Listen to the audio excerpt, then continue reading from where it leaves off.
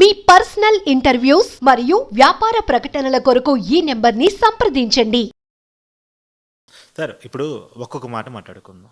సకల జనుల సమ్మె తెలంగాణ ఉద్యమంలో చాలా కీలకమైనటువంటి భాగం అది. దాని పాత్రే సపరేట్ అసలు వాస్తవానికి.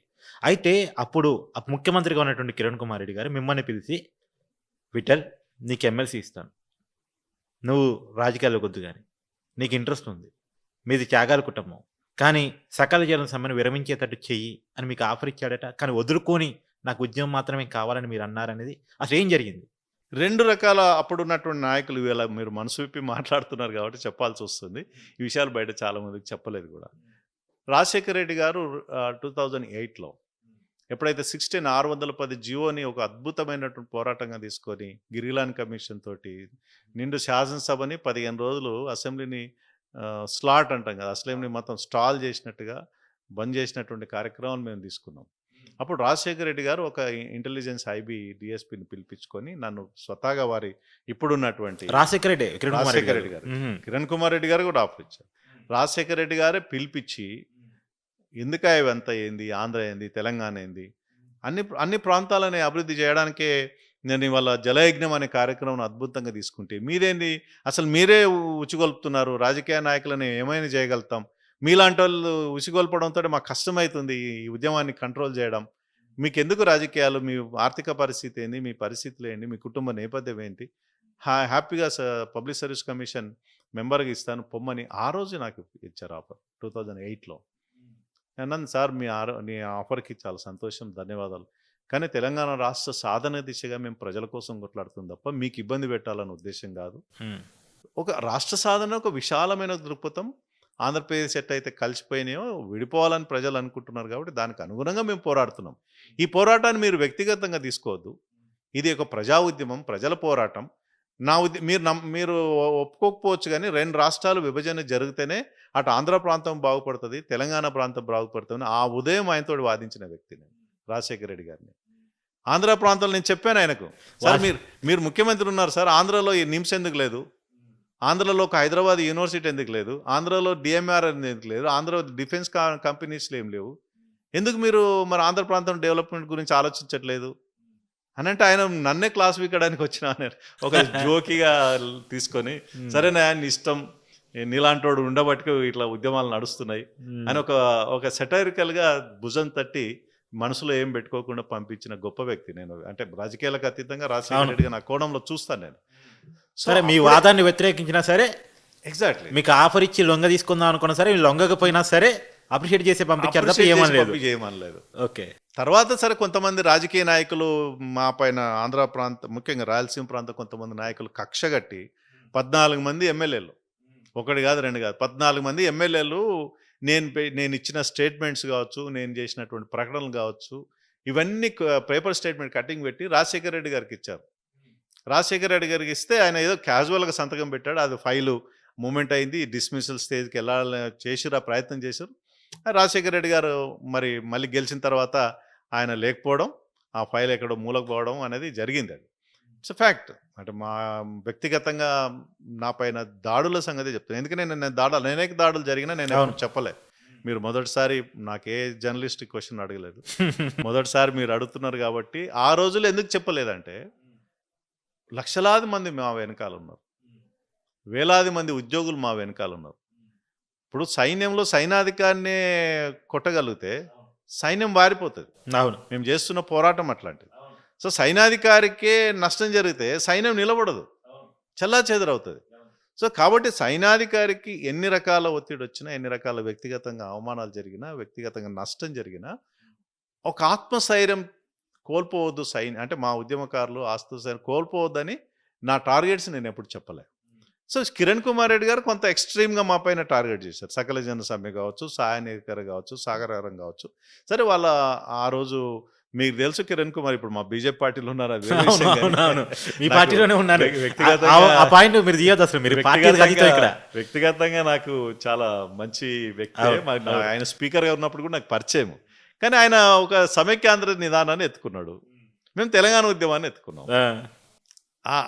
ఆయనకు నాకు ఒక రకమైన ఘర్షణ వాతావరణం ఎక్కడ ప్రారంభమైందంటే, కేంద్ర ప్రభుత్వం అప్పట్లో సోనియా గాంధీ గారు కోర్ కమిటీ వేశారు.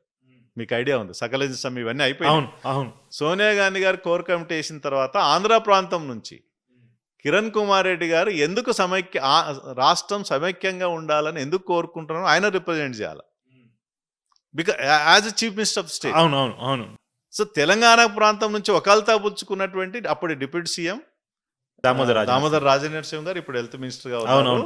వారు తెలంగాణ ప్రాంతం నుంచి ఎందుకు రాష్ట్ర విభజన జరగాలన్నటువంటి బాధ్యత ఈయనకు అప్పచెప్పింది కోర్ కమిటీ. ఇద్దరు అనమాట, ఇద్దరు వాదనలు. కోర్ కమిటీ ముందు ఎందుకు రాష్ట్రం కలిసి ఉండాలి అని ఆయన చెప్పాలి, ఎందుకు విడిపోవాలని ఈయన చెప్పాలి. మళ్ళీ ఉమ్మడి రాష్ట్రానికి ఆయన ముఖ్యమంత్రి, ఈయన ఉప ముఖ్యమంత్రి.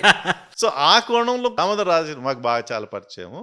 నన్ను పిలిచి నాతో పాటు కొంతమంది, అంటే నేను కోఆర్డినేషన్ చేసి చాలా మంది ఎక్స్పర్ట్స్ని కూర్చొని ఒక 1 month దామోదర్ రాజనరసింహ గారికి ఒక 1 month బ్రీఫింగ్ చేశాం. అంటే ఆయనకు తెలుసు తెలవని కాదు, కానీ తక్కువ చేయడం కాదు, బట్ అనేక రకాల నీళ్లు, నిధులు, నియామకాలు, ఉద్యోగాలు, భాష, సంస్కృతి, ప్రాంతం, వనరులు అన్నిటికి మించి ఇక్కడ తెలంగాణలో నక్సల్బరి ఎందుకు ఉద్యమం వచ్చింది, ఎందుకు సాయుధ పోరాటం వచ్చింది, బడుగు బలహీన వర్గాల పరిస్థితి ఏంటి, వాట్ ఈజ్ సోషల్ ఇంజనీరింగ్, ఇవన్నీ కూడా ఒక 200 పేజీల రిపోర్ట్ మేము తయారు చేశాం. ఓకే, 200 పేజీ రిపోర్ట్ ఆయన బాగా ఆవహించుకొని దాన్ని అర్థం చేసుకొని కోర్ కమిటీలో సమైక్యాంధ్ర ఎందుకు ఉండాలని 15 నిమిషాలు కిరణ్ కుమార్ రెడ్డి గారికి చెప్పగలిగితే ఎందుకు విడిపోవాలని గంటన్నర చెప్పాడు ఈయన. అక్కడ సోనియా గాంధీ గారు అట్రాక్ట్ అయ్యారు దామోదర్ రాజనరసింహ విషయం. ఈ డిమాండ్లో న్యాయబద్ధం ఉంది. విద్యార్థుల పోరాటాలు, విద్యార్థుల ఆత్మతర్పణలు, ఉద్యోగుల పోరాటాలు. ఇవాళ నేను చాలా స్పష్టంగా చెప్పగలుగుతున్న కార్తీకన్న, just because of Sonia Gandhi the Telangana is delivered. Telangana వచ్చింది అంటే పార్టీలకు అతీతంగా సోనియా గాంధీ గారి బొమ్మ ప్రతి ఇంట్లో పెట్టుకోవాలి తెలంగాణ ప్రజలు. ఓపెన్ గా మాట్లాడుతున్నాను నేను అనుకుంటున్నాను, ఎందుకంటే మీరు బీజేపీలో నా మాట చెప్పగలుగుతున్నారు అంటే మీరు నిజంగా ఓపెన్ గా మాట్లాడుతున్నారు. 100% కేవలం సోనియా గాంధీ గారి నిర్ణయం కారణంగా.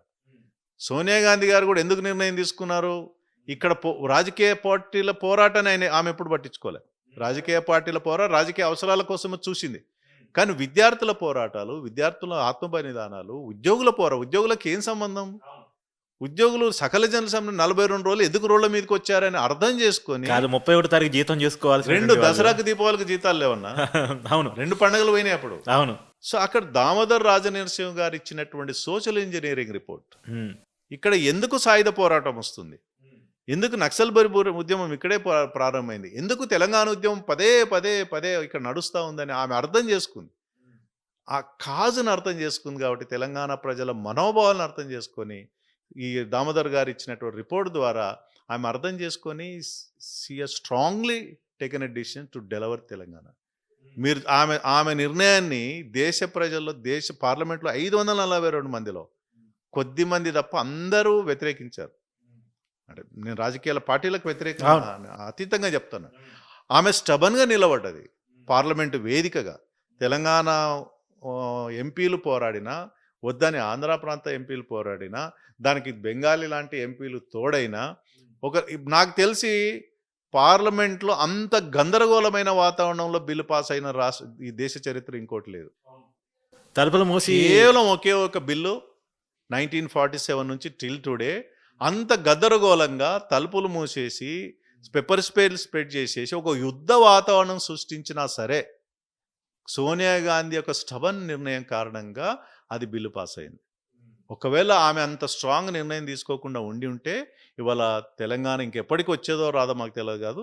ఇక ఒక 2 రాష్ట్రాలు అభివృద్ధి చెందడానికి ఒక మార్గాన్ని సుగం చేసినటువంటి ఘనత ఆమె వ్యక్తిగతంగా నష్టపోయినా సరే, పార్టీగా నష్టపోయినా సరే, పార్టీగా ఆంధ్ర తెలంగాణ నష్టపోయినా సరే, ఆమె తెలంగాణ డెలివర్ చేసిందంటే అప్పుడు జస్ట్ బికాస్ ఆఫ్ దామోదర్ లాంటి వాళ్ళు కావచ్చు, కేసీఆర్ గారి పోరాటం తక్కువేం చేయట్లేదు. వారి పోరాటం 14 ఏళ్ళు 2001 నుంచి 15 వరకు అందరం సమిష్టి పోరాటం ఒత్తిడి మేరకు, దామోదర్ రాజనరసింహ గారి ప్రజెంటేషన్ మేరకు, మా కిరణ్ కుమార్ గారి ఇచ్చిన బ్రీఫ్ ప్రజెంటేషన్ వరకు తెలంగాణ రాష్ట్రం డెలివర్ అయింది. సో ఆ క్రియాశీలమైనటువంటి ఆ పోరాటంలో దగ్గరుండి చూసిన వ్యక్తిగా నాకు అదృష్టం దక్కింది. అంతకన్నా బహుశా ఈ ఎంపీలు, ఎమ్మెల్యేలు, మీరన్న మంత్రులు అవన్నీ గొప్పవేం కాదు. తెలంగాణ ప్రజల కోసం పోరాటం చేసినటువంటి నీళ్లు, నిధులు, నియామకాల కోసం ఏదైతే ట్యాగ్లైన్ డెవలప్ చేసుకొని జయశంకర్ లాంటి ఒక స్ఫూర్తిని ముందుకు తీసుకెళ్ళి, విద్యార్థుల త్యాగాల స్ఫూర్తిని తీసుకొని, అమరుల త్యాగాలను స్ఫూర్తి తీసుకొని, కవులు, కళాకారుల, రచయితల త్యాగాలను తీసుకొని, అన్నిటి మించి సాయుధ పోరాట త్యాగాలు తీసుకొని, ఇవన్నిటికీ మమ్మల్ని నడిపించినాయి అంతే. మేము మాదే పెద్ద గొప్ప వ్యక్తి ఏం కాదు. ఈ సమాజంలో ఉన్నటువంటి పోరాటం, ఈ తెలంగాణ గడ్డపై ఉన్నటువంటి మట్టి వాసనే మమ్మల్ని నడిపించింది.